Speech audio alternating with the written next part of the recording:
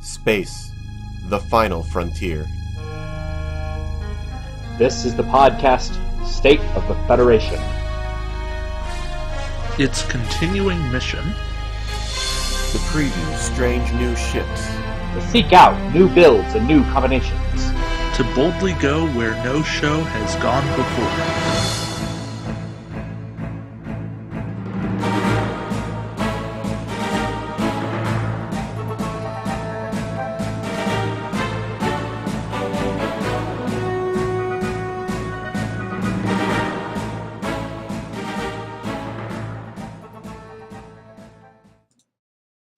Good evening, ladies and gentlemen of the Federation. Hopefully I'm not going too loud right now, as my indicator seems to be thinking, but it is time for another State of the Federation broadcast.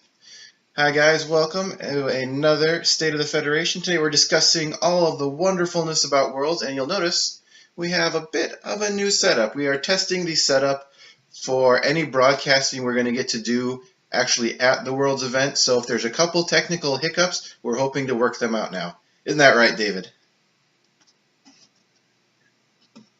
Haha. I've got me, I've got David. I'm a little loud, so I'm going to turn that down a bit. But yes, we are all here for Worlds a strategy, and if all things went well, I also have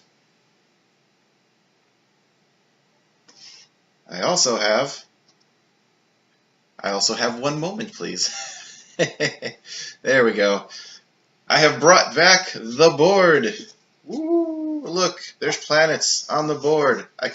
We can talk about the scenario and all the good stuff. This is the perfect part for any brilliant worlds discussion when we kind of know the scenario.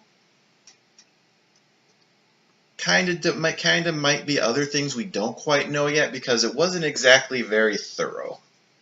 But we work with what we got, don't you think?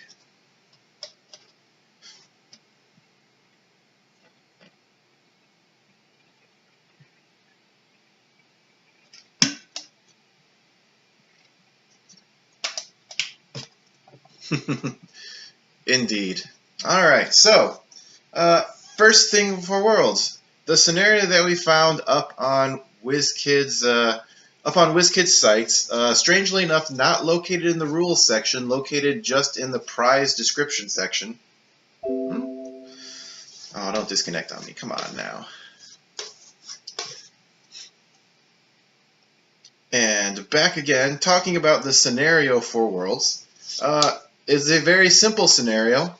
We're assuming that it's going under the suggested rules format, so of course 3 ships, fighters must have carriers, and no ship over 50 points. I mean, that's curious because I wonder if that means you could have a fighter that's more than 50 points. Did we decide how often fighters count as ships?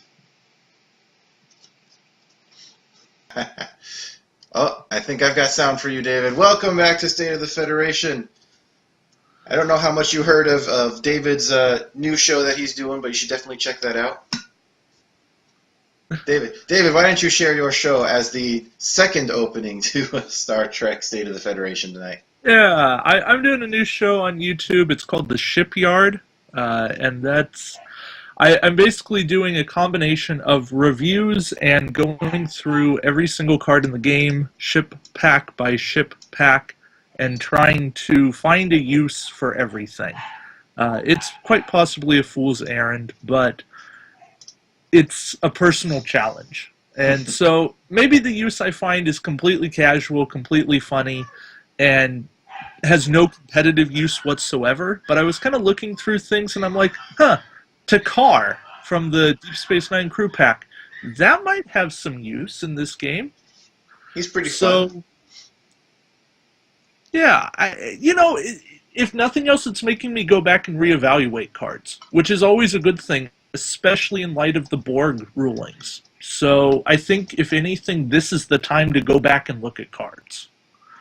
Oh yes, there's so many cards that I'm pretty sure none of us even remember because they were just that bad. Or just that not memorable. Yeah, so if you want to share in that journey, I'm trying to get through each ship in about 5-6 minutes. It's kind of worth a look. I had fun going through the Gore Portus with the energy dampening weapon and building a Fun. nice little Reliant dreadnought, in as much as you can call it a dreadnought at 44 points or so. But I remember the days of my old Defiant dreadnought. Defiant yeah, and Chitang. Good times. ooh, Deep Space Nine Wars, yeah, Deep Space Nine Dominion Wars, good stuff. So All right, so talking about the scenario for Worlds. The scenario for Worlds, we're assuming a basic 120 points, basic suggested fleet rules, and the actual scenario is a straight-up kill your opponent scenario. However, you get a chance during setup, in initiative order, you can place a planet token of your choice. Each player may place one, so if I read it correctly, you can get 2 planet tokens on the board. These planet tokens cannot be within range 1 of a starting area and cannot be within range 1 of the edge of the board. Does that sound about right, David? yeah, that's how I read it. Interestingly enough, they didn't say if they could be within range 1 of each other. Did they not? I wasn't sure. I didn't catch that. I think they did, because I was doing some measurements and trying to decide if you can actually prevent your opponent from placing a second planet on the board, as silly as that is. So, what we're using right here is I have my gridded mat out. Each of these squares is about, exactly 1 range increment. So 36 by 36 board gives us 9 range increments by 9 range increments. The farthest row all the way on either side are off limits. So you can't have anything behind here on this side, nothing touching these squares on this side. And since it has to be range 1 from the edge of the board, we also eliminate the right and the left. So if you start taking a look at it, your area has shrunk down quite a bit for legal planet placement. You have exactly, 5 range increments by 7 range increments? And of course, poor David can't see this at all, but he gets the general gist, right? I can see it. I'm watching on Twitch. Oh, good. Excellent. So we've got 2 different planet tokens we can use. See if you can see the difference here. There we go. The starter set token is a little bit smaller than the OP planet tokens, 5.5 inches versus 6 inches, I believe Tucker was saying. Yeah. Plus, the planet for peak performance is somewhere in the middle. Really? Size-wise? Yeah. Huh. I have not actually played that one yet, so I don't have one of those. Yeah. I'll see if I can pull that picture up. Yes. So let's assume you take the big planet. I'm going to plop that right down in the middle. So to not be within range 1 of the planet or the edge of the board, it has to be within our box and not within range 1 of the other planet token.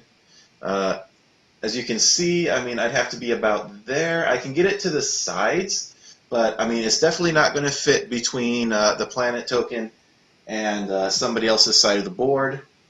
Let's see. The closest we can get it to is, I believe, let me take this one back here. You can get kind of a kitty corner on it if you want it to be vaguely in the center, but it's not going to be very, what am I working for, symmetrical that way? I don't know. But it can fit, of course, somewhere in the middle and somewhere off to the left or right. You can have the 2 planets set up kind of far away from each other, making like little avenues, like a 3-pronged path that goes down the board, up and down the board, 3 different jousting lanes, if you will. And really, there's not many places to put the different planets in different configurations.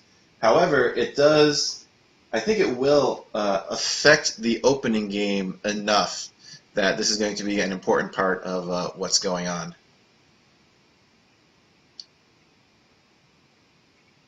Oh, one thing they did not mention yet in the rules setup. X-Wing has done this forever because they always have players set up obstacles with their little meteors. But nothing has been said about in Star Trek Attack Wing. Generally, whoever places the last obstacle, or in this case planets, chooses which side of the board they start on. That is not a precedent that has been established in Star Trek Attack Wing yet, so we don't know if that works. What do you think, David? Or are you out scavenging for planets? I'm back. Okay. You know what? I have never seen anyone switch sides in a game of X-Wing. Oh yes, it is very rare, and you don't often see it, but it is in their actual rule handout. Right, it is in their rule handout. This is something that's been an issue in Star Trek for a long time. They don't actually have like official rules of conduct, tournament rulings printed out anywhere, published anywhere. So WizKids needs to actually do that. But yeah, so I've got now the planets, and the peak performance planet that I have, and I actually have two of them, is about 1/8 of an inch larger Than the tiny than planet? the Dominion War OP planet. Larger than the large planets? Yes. Oh. Well, that's interesting. So it's very, very, very minute. Gotcha. But that could be a But problem it is- considering where is our planet? If you take a look at the planets, especially the large ones, it's very barely possible to get through them with a 4-straight template. After you consider wherever your base ends up landing and the little notches on the front and back of it. You have to basically, for large planets, you basically have to be touching the planet to guarantee you get through it. You can be really close. There's maybe about 1/8 of an inch give, or maybe a 1/4 of an inch give. But if you're saying that the other planets are 1/8 of an inch bigger, that could be an issue. Yeah. Come over here and measure it out. Because, yeah, let's see. So minus, okay, it's like a 1/16 of an inch for the bases that you would need on either side. Because, of course, notches, thing goes in there. Oh, I have green bases and it's getting green screened out. Yeah, it's right about at 1/8 of an inch. So. All right. So if you want that, if that is going to be a tactic, or is something you don't want your opponent being able to do, is to get through your planet easily, go for the peak performance planet if you got it. But other than that, there are definitely different advantages and disadvantages to using each of the planet tokens, because even though they're only off by just a little bit, you can see when compared to the template token that it is a lot easier. There's a lot more leeway using the same templates to get around these planets. Especially if you're going to be taking turns or banks. If you're right in there, it's a little bit easier to get around the smaller planet.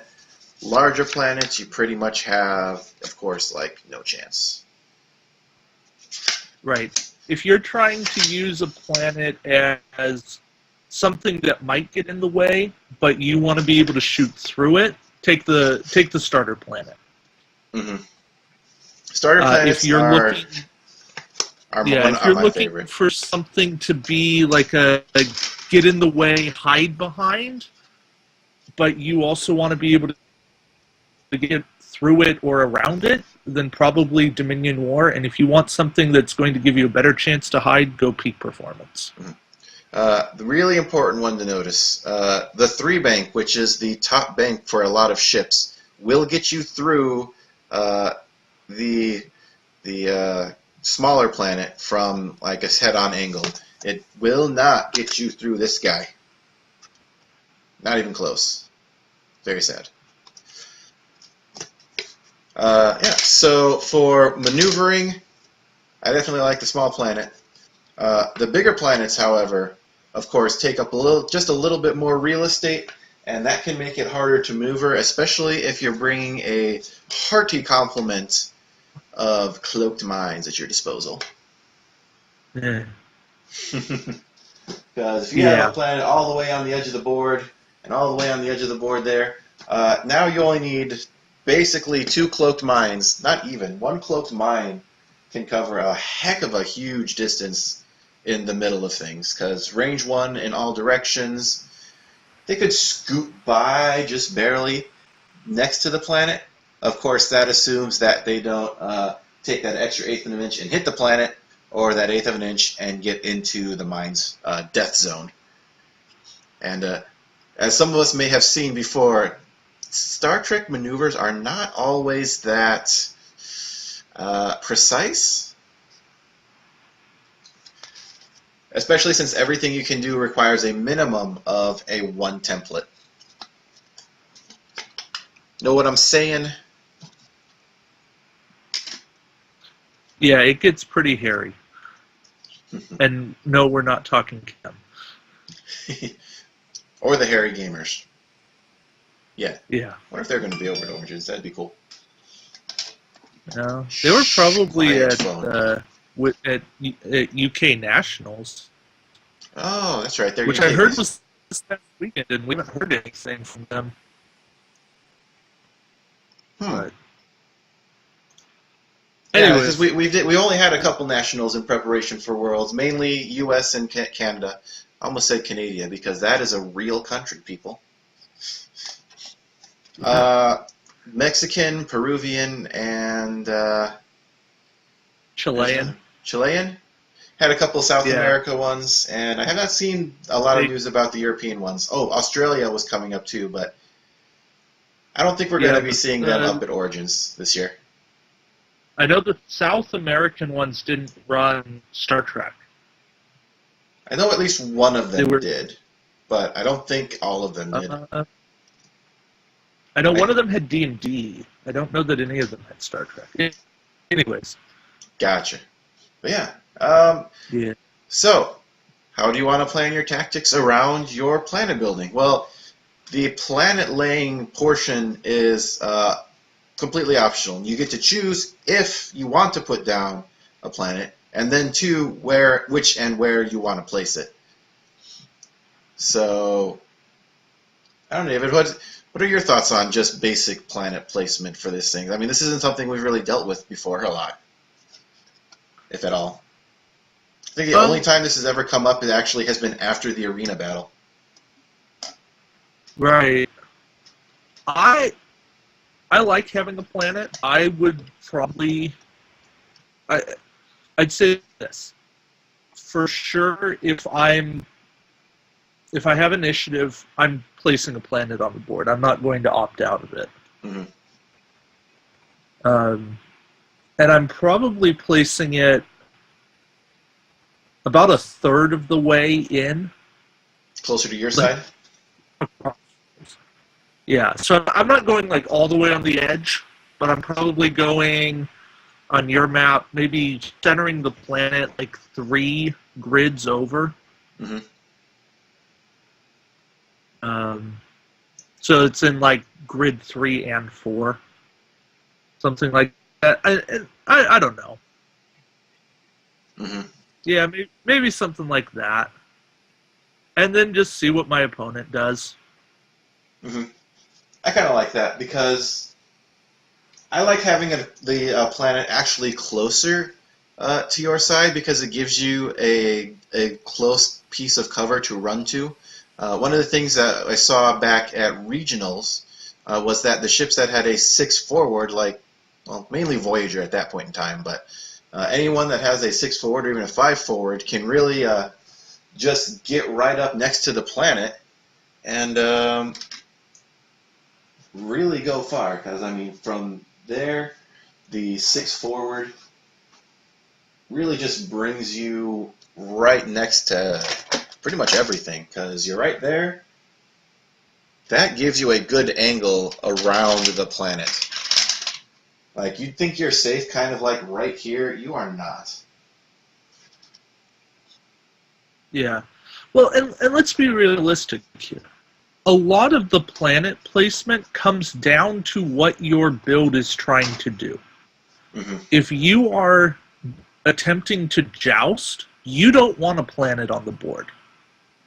Mm-hmm. Because Borg, which loved planets, no longer love planets. Basic Borg no longer love planets. Yeah, basic Borg do not love planets. Something like a triple diamond does not love planets. Double diamond with some maneuverability and a fighter squad loves planets. Indeed. But, you know, so it all does come down to how does your build interact with planetary defenses? Well, not actual defenses, but planetary obstacles. Mm-hmm.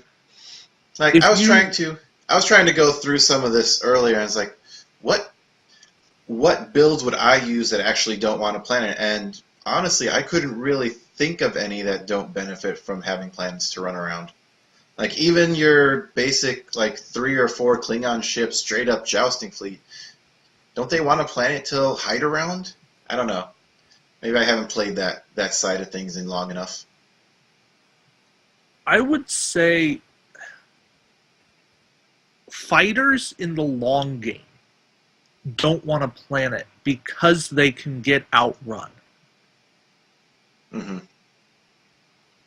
Gotcha. And so if you are running double fighters, double something, you may actually not want a planet on the board. That's a pretty good point, because then it's easier to corner your opponent, and even though you could use the planet for cover against range 3, your opponent can actually use the cover to keep you at range 3 a little easier, blocking your short 2-range shots and whatnot. Yeah. So I think if you're going heavy fighter, and I think somebody may try to pull triple fighter at Worlds. That if you're going triple fighter, avoid the planet. Mm-hmm. And likewise, if you're up against triple fighter, plop that planet down. Probably near your own side. Kind of close to, yeah, closer to your own side, but not like all the way on your own side. Mm-hmm. Because you need to be in a position, I'd say maybe, let's say if the board's at 50, if the center of the board's 50% and your side is 0%, maybe about 40%. So that'd be 35%. So just about as close as you can get to your side, actually. Since you can't be within range 1 of your starting zone. Yeah. You know, you want it closer to you because you can control your speed and you can't control their speed. Mm-hmm. Yeah. What do you think about placing a planet on their side? Maybe about halfway in between to try to force them to split up their forces. Would anyone split up their forces that way? Remind me, when are the planets are placed before your ships are set up? Yeah. I think if you place a planet on their side, they're just going to set up all their ships to one side. Mm-hmm. But I'm thinking of something like if you place it on their side and there's no other planet, they all get set up. If they all get set up on the right side, does that give you enough time to come up, say, the left side,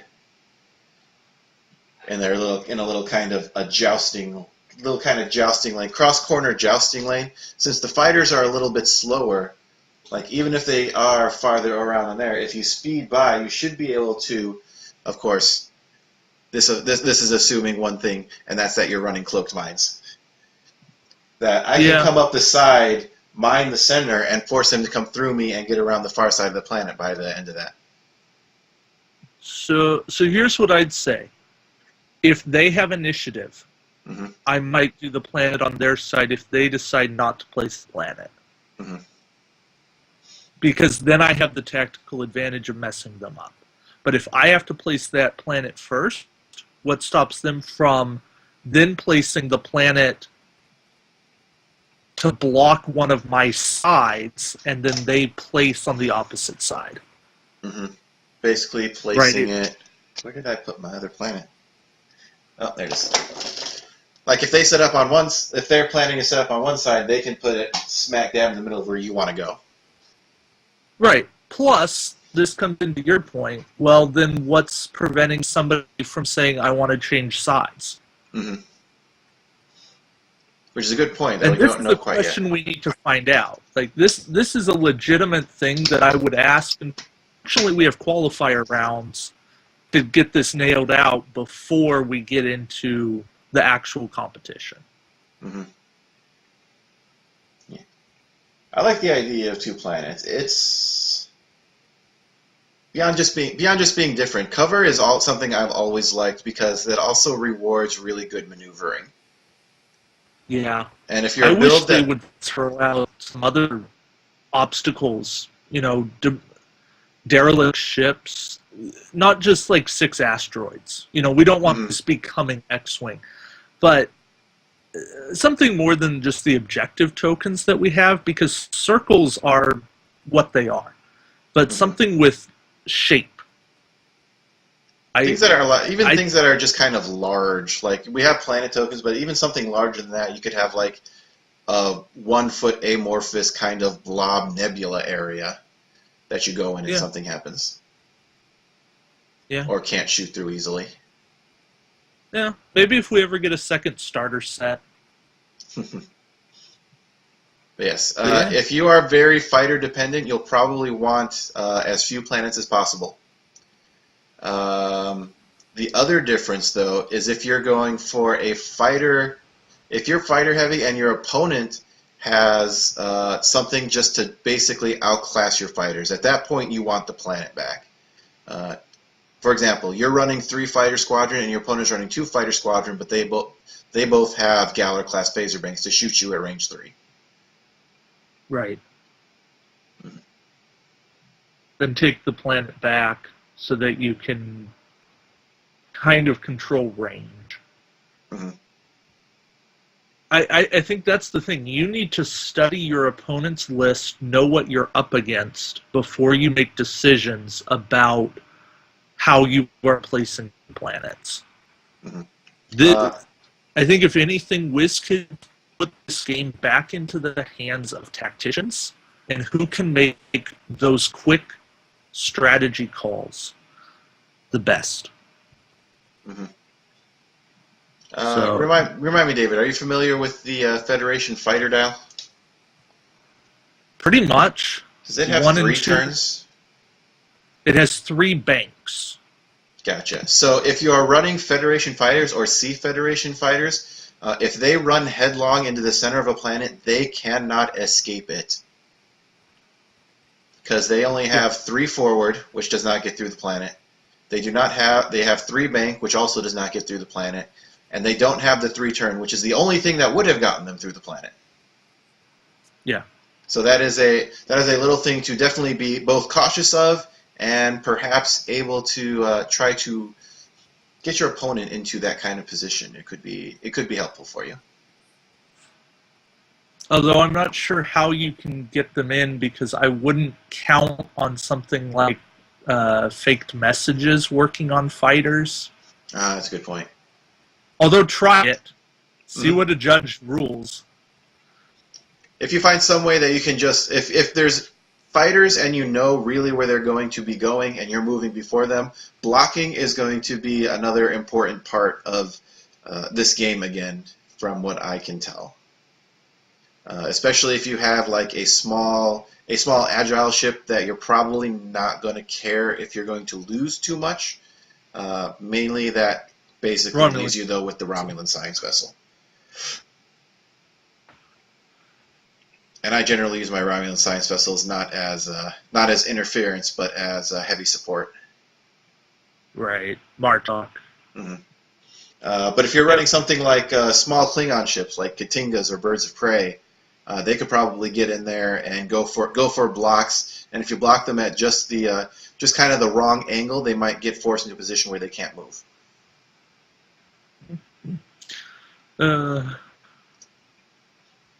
Somebody would have a very bad day because of that. What? My fighters at the planet? Why? So you heard it here. If any of you get stuck with your Federation fighters in a planet and can't move them at all, I told you so. I don't know. That is a strategy thing you will know now. All right. So yeah, planets, cool stuff. I mean, I don't see any reason you want to gain initiative for this particular purpose of planet placement. If anything, you probably want to be the one to place the second planet, or i.e. the last planet. Yeah, which really bums me out that WizKids has yet to take their cue from Fantasy Flight. With Fantasy Flight changed their placement initiative orders, where when you won initiative, you got to decide if you wanted to place first or second. Yes, and I like that a lot. As it is, I'm struggling with certain lists to find that 1 point upgrade that puts me at 120, because I definitely do not want initiative ever. Right. And I mean, you know, I think at times you want initiative to fire first just because of the crits that you might do to somebody. But for planet placement, I think all the power is in being able to go second. Mm-hmm. And I think maneuvering is making quite the comeback again. You know, being able to know where you're going. So anything that can sensor echo or provides additional movement is something you want to lose initiative for, because then you know where your opponent is, and then their ability to fire first doesn't matter if you're not in any of their arcs. Is it possible that we may see Romulans win worlds? Define Romulans. Something a more than a scimitar build? Romulan science vessel? Well, okay, if something's running a Romulan science vessel, I mean, I think that might be a pretty good chance. But if the main heavy hitters being mostly Romulan, like maybe some kind of scimitar build, I wouldn't discount that. Scimitar, like something like the scimitar, could get a really good defensive dreadnought build, and I will get to that when we get to builds, probably in the next minute or two. Do we have anything else to say about planets, really? I'm glad WizKids remembered that planets exist. You wouldn't know it from their OP kits. We're gonna drop giant Borg cubes for worlds on the table. We still got those 10-inch things, don't we? Those are pretty big. I wouldn't be surprised. Like, I wouldn't have been surprised if they said, "Hey, bring a Borg cube, throw it in the center." That'd be fun, right? Oh, yes. We'll probably talk more about planet placement as it comes up in different builds, but yeah, shall we move on to builds? Yeah. All right. Let's see. I'm going to leave this cam up because I'm sure it is going to be useful for something. And let's bring up trusty good old-fashioned Notepad.